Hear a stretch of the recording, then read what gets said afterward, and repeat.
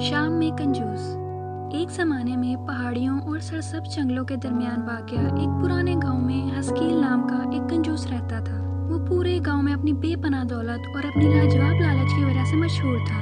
हस्कील ने अपने सिक्के गिनने और अपनी दौलत जमा करने में अपने दिन गुजारे। साजो नादर ही कभी एक पैसा खर्च किया जब तक कि बिल्कुल ज़रूरी ना हो। जैसे ही सूरज अफक से नीचे डूबता था, पूरे गाँव में एक गर्म चमक डालता था। हस्कील अपनी मध्यम रोशनी वाली हवेली की तरफ पीछे हट जाता था, जिसके चारों तरफ दीवारें इसके कीमती खजानों से मज़ीद थी। वो अपने अजीमुशान मुताला में अकेला बैठा रहता। वाहिद कंपनी थी जो चमकती हुई मोमबत्ती की रोशनी और पार्चमेंट की नरम सरसराहट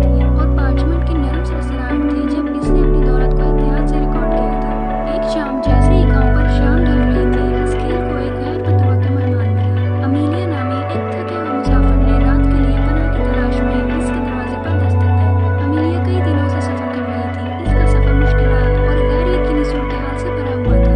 इसने हस्कील की दौलत की कहानियां सुनी थी और उम्मीद जाहिर की थी कि वो इसे आराम करने की जगह फराहम करेगा। हिचकिचाते हुए हस्कील ने अमीलिया को अपने घर में दाखिल होने की इजाजत दी। मेहरबानी से नहीं, बल्कि इसकी बदकिस्मती से फायदा उठाने के इम्कान से।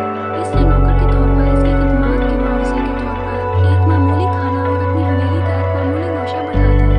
अमीलिया अपने सफर से तंग आकर इसकी पेशकश को कबूल करती है। इसकी ख्वाहिशगारी के बावजूद पनाह के लिए शुक्रगुजार है। इसके बाद के दिनों में इसने तंगी से मेहनत की, खामोश अज़म के साथ अपने फ़राइज़ को पूरा किया। जैसे जैसे वक्त गुजरता गया, हस्कील के इब्तदाई मकासद अमीलिया की साबित कदम लगन और हकीकी गर्मजोशी की मौजूदगी में तैयार होते गए। इसने खुद को इसकी लचक की तरफ राग़िब पाया और इसके साथ अपने मुहाफ़िज़ माजी का इश्तराक करना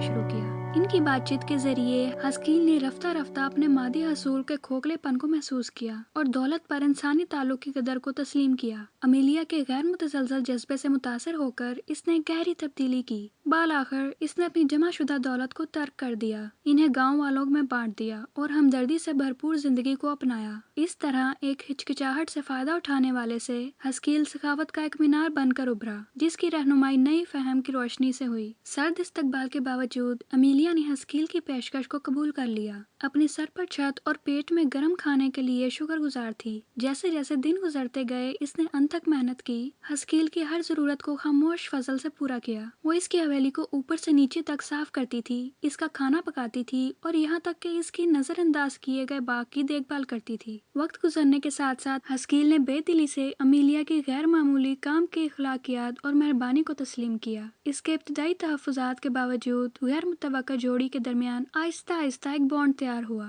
इसने खुद को धीरे धीरे इसके सामने खोलते हुए पाया, अपने माजी की कहानियां और इन तजुर्बात का जिक्र करते हुए जिन्होंने इसके मौजूदा कंजूस रवैये को शक्ल दी। इसके तामलात के जरिए हस्कील ने दुनिया को मुख्तलिफ अंदाज में देखना शुरू किया, मादी दौलत से आगे इंसानी ताल्लुक की कदर को तस्लीम किया। अमीलिया की हकीकी सोहबत और समझ बूझ ने इसके दिल को नरम कर दिया, जिससे वो जिंदगी में अमीरी के हकीकी जौहर पर गौर करने में कामयाब हुआ। बदले में अमीलिया ने अपनी महम जोई की कहानियां और अपने सफर से हासिल होने वाली हिकमत को शेयर किया। इसने रहमदिली और सखावत की अहमियत पर जोर दिया, मादी दौलत के असूल पर दूसरों के साथ लम्हात की कदर करने की वकालत की। अपनी कहानियों के जरिए इसने हमदर्दी और शुक्रगुजारी के बारे में कीमती सबक सिखाए, जिससे हस्कील को अपनी तरजीहात पर नजरसानी करने की तरकीब मिली। अमीलिया की बसीरत इसके साथ दिल की गहराइयों से गूंजती थी, जिसने इंसानी रवाबत में पाए जाने वाले गैर महसूस खजानों के लिए एक नई तारीफ को जन्म दिया। जैसे जैसे इन्होंने तजुर्बात और फलसफों का तबादला किया, इनका रिश्ता मजबूत होता गया। इन दोनों की जिंदगियों को